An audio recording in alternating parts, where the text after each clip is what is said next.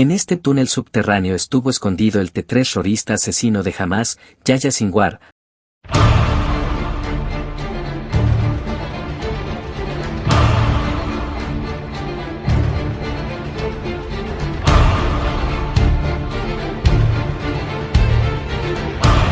En este túnel subterráneo estuvo escondido el terrorista asesino de Hamas, Yahya Sinwar, rodeado de comida, ayuda humanitaria que debía ser para civiles, armas y millones de dólares en efectivo.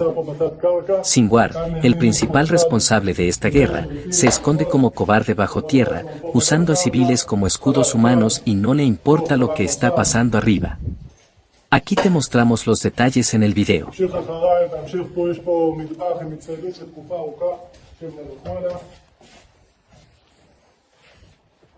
ואפשר לראות גם עסקים של אונר"א שארגון שאמור לסייע פה לאזרחים.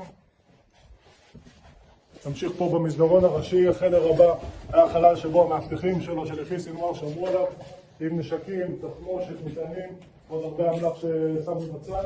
ונתקדם לחדר האחרון, החדר של כמובן הבכיר של סנוואר, יושב לו פה בחדר המכוער שלו.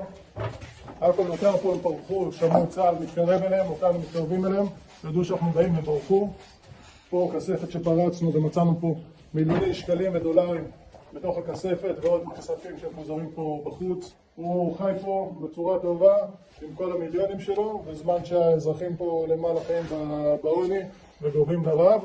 ככה הוא חי, אנחנו מבינים שהוא נמלט מפה והשאיר לפחות חלק מהמיליונים שלו מאחוריו.